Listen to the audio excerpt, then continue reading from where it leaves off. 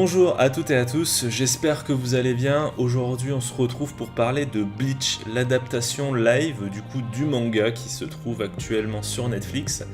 Donc un film réalisé par Shinsuke Sato.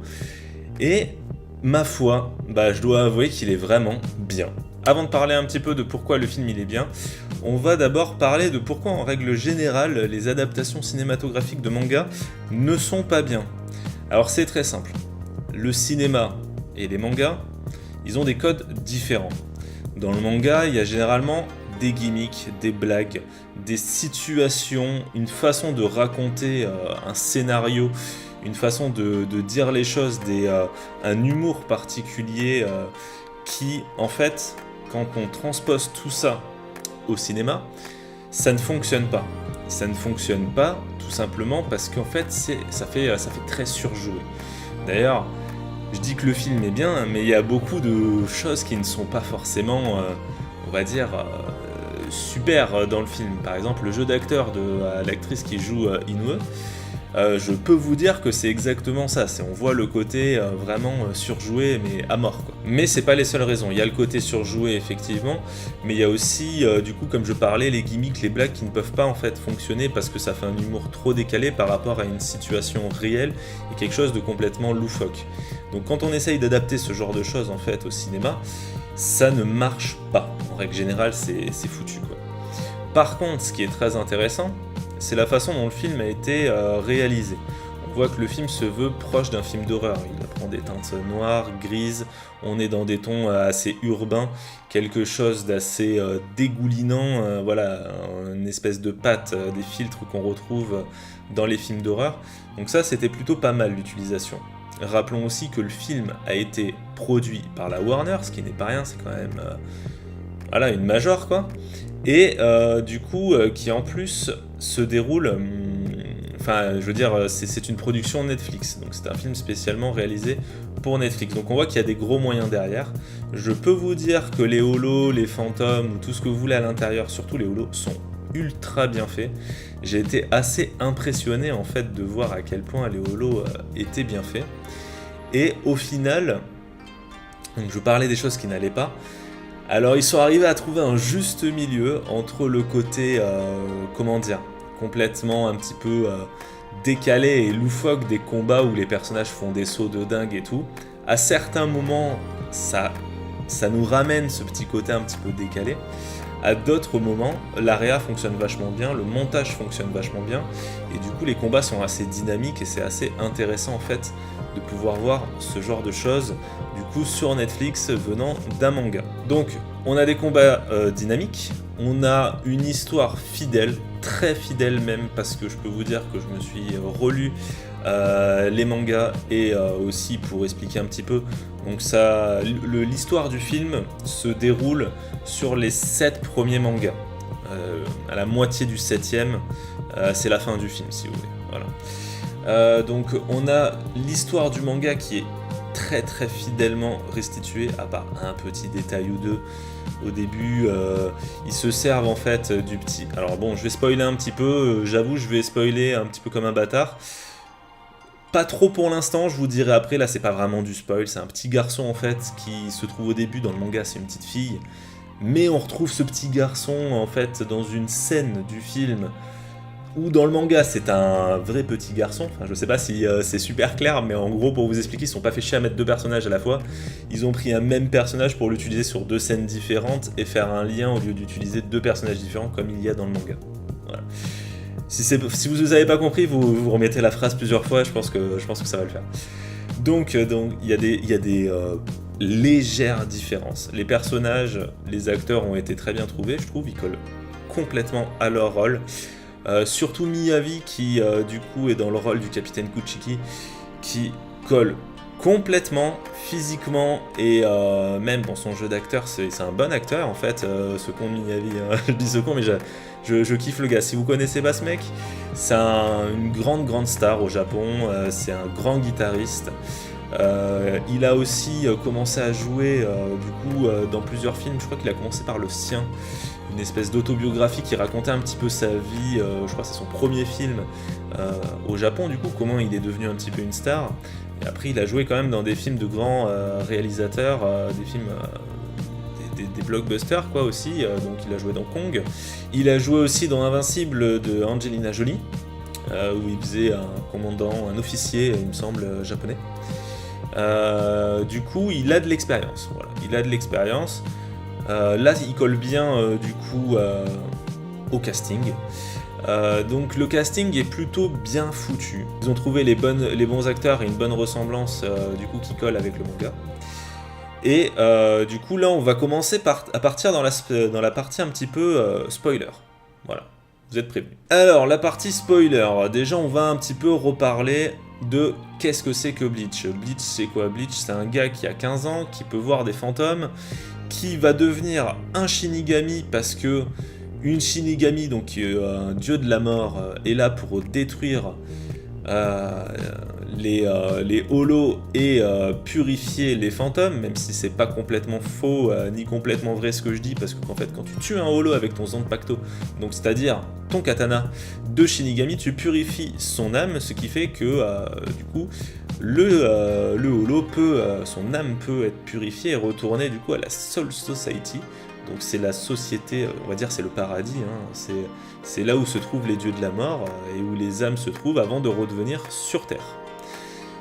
Voilà, grosso merdo c'est ça. Donc ce gars-là il peut voir les fantômes, il va devenir un Shinigami parce qu'en fait t'as une Shinigami qui arrive chez lui, qui est en train de chasser un holo, qui trouve ça complètement hallucinant que ce mec-là puisse la voir parce que... conscience, comprend qu'il a une forte pression spirituelle, comme ils disent dans le film ou dans le manga. Et du coup, sa famille se fait attaquer parce que les holos sont, donc les monstres méchants, les fantômes méchants sont friands en fait de personnes avec une grosse pression spirituelle. Parce qu'on peut imaginer que le type a une âme très puissante et que ces mauvais fantômes ont envie de lui bouffer son âme. Donc les holos du coup ils attaquent sa baraque, lui il sort de sa baraque, il manque de se faire buter, la Shinigami le protège et seule solution, elle lui file ses pouvoirs. Donc il se transforme en Shinigami, il va devoir un petit peu supplanter au rôle de la Shinigami car elle a perdu complètement ses pouvoirs. Et pour pouvoir lui rendre ses pouvoirs, il va falloir qu'il acquiert beaucoup plus d'énergie, de puissance, sinon il risque de mourir. Et du coup, il commence à partir un peu à la chasse au holo. Ça, c'est le débrief très débrief, très résumé pour ceux qui n'ont jamais vu Bleach.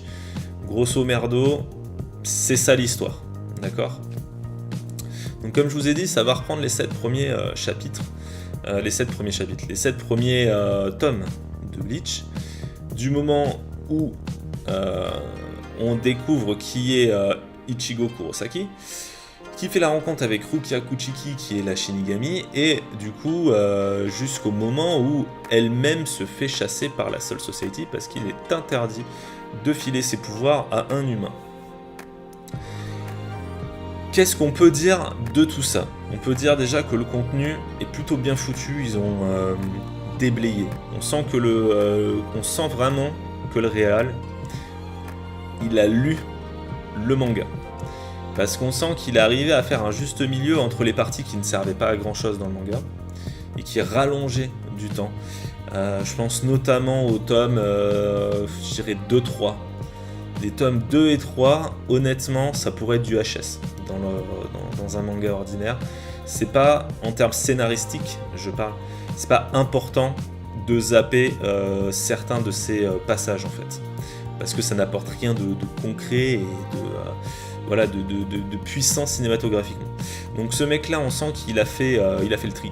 Voilà. Il a viré un petit peu ce qui servait à rien et ce qui servait à quelque chose pour son film. Il a fait des liens, des raccourcis pour certaines choses, il a gardé exactement, des fois c'est du mot pour mot, des dialogues du manga pour le film à ses personnages, donc il a gardé vraiment l'essence du film. Il a apporté une réalisation dynamique pour les combats sont très bien foutus. On sent que la Warner a filé du budget pour avoir des holos qui sont aussi bien faits dans le film. Et d'ailleurs, ce qui est intéressant de noter, et ce que je vous parlais avec la façon dont le film a été étalonné, donc l'utilisation des couleurs en fait dans le film, qui rappelle un petit peu les films d'horreur, surtout les films d'horreur japonais qui sont un petit peu, surtout dans ces teintes-là, voilà, c'est des teintes grises, noires, c'est de l'urbain, c'est du béton, quoi. Et on sent vraiment que les holos ont été là pour faire peur. C'est pas seulement... En fait, le film, le gros avantage qu'il a, et pourquoi on dit que c'est une adaptation réussie, en fait. Enfin, surtout pourquoi je dis que c'est une adaptation réussie. Je sais pas si d'autres le disent. Mais ça se voit parce qu'il ne tombe pas dans le côté kitsch. Si on prend l'exemple de Fullmetal Alchemist, je sais pas si vous avez vu le film, rien que les costumes déjà étaient en complet décalage avec ce qu'on peut attendre d'une adaptation live cinématographique. Pourquoi ? Parce que ce genre de costume, ça passe très bien dans un manga. Mais au cinéma, ça ne passe pas. Ça peut pas passer. Parce que ça fait cosplay. Parce que ça fait le truc que t'as fait chez toi à la con. Et il y a des trucs qui ne passent pas quand tu sais que l'histoire se passe plus ou moins dans une Allemagne et que le gars, il a une tranche de japonais. Voilà. Et qu'il est blond. Il y a énormément de choses qui, du coup, ne peuvent pas passer dans une adaptation. Kurosaki, on peut le voir dans le film, donc avec les cheveux décolorés. Dans le manga, c'est sa vraie couleur de cheveux, mais là, tu vois clairement qu'il a des cheveux décolorés et que c'est juste un Jap qui se fait décolorer les cheveux. Mais du coup, c'est pas gênant. Parce que tu comprends que c'est juste un mec qui s'est fait décolorer les cheveux. Tu vois ce que je veux dire ? Il s'est pas mis une perruque avec des cheveux roux pétards, quoi. Enfin, je sais pas si tu vois ce que je veux dire. Dans le sens, ils ont essayé de coller au plus et au mieux à ce qu'on attend d'une réalité fictive qui pourrait se dérouler dans un monde comme Bleach. Donc il faut que ça fasse, pour que ce soit diégétique, on dit, pour que cette réalité fasse vrai, pour que ça colle à l'univers et que toi t'y crois, même s'il y a de la magie, même s'il y a des Shinigami, même s'il y a des monstres et tout ce que tu veux. Pour que ça fasse vrai, il faut que les matériaux autour, les costumes, les personnages, la façon de jouer, les blagues, les gimmicks, tout ce que tu veux fasse vrai. Parce que dès qu'il y a un truc qui va te sortir de là, ça va être fini, tu vas faire « Ah putain, le manga c'est bidon ». Là non, là c'était très justement foutu quoi, avec ce côté, la course-poursuite entre Grand Fisher, je pense, et Kurosaki, où il se transforme en espèce de... Enfin, il se transforme pas, mais les humains le voient comme une espèce de tornade, du coup ça reprend énormément du coup de côté catastrophe naturelle qu'on peut retrouver d'ailleurs, si vous vous rappelez bien, dans le générique du début du film, où je pense qu'ils ont pris des vraies scènes d'actualité en fait, où vous voyez des voitures pétées, où vous voyez des vitres explosées, où vous voyez des trucs un petit peu soit inexplicables, soit explicables, mais qui peut rentrer dans le cadre de quelque chose de horrifique, fantomatique, appelez ça comme vous voulez, on va dire surnaturel, voilà, je cherchais le mot. Du coup, ça c'était plutôt bien en fait, c'est expliqué dans le manga, mais d'avoir visuellement montré l'application de ce que voient les gens à ce moment-là, et aussi de faire une baston à l'intérieur d'un centre-ville où on voit que les humains ils se font dégommer. Donc il y a une plus grande tension en fait qui est apportée dans le film.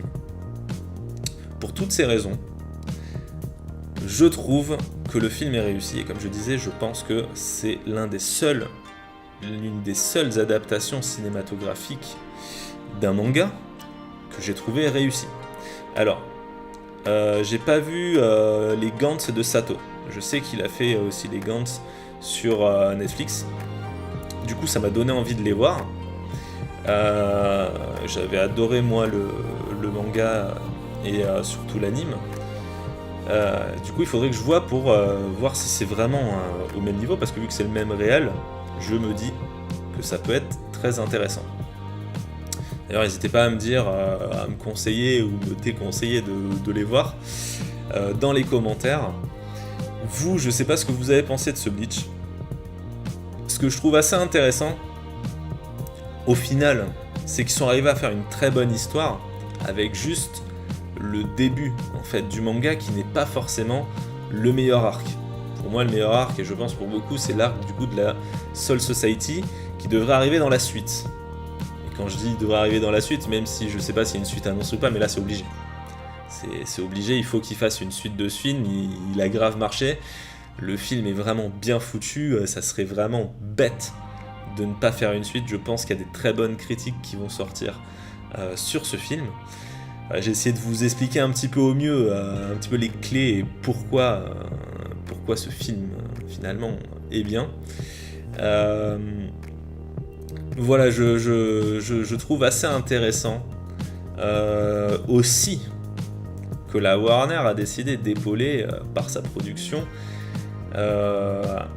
une adaptation live d'un manga et de Bleach, c'est-à-dire que Bleach, ok, c'est super connu et tout, mais c'est pas le manga le plus coté ou le plus en vogue en ce moment, et on sait que par la suite, l'histoire s'est un peu cassé la gueule.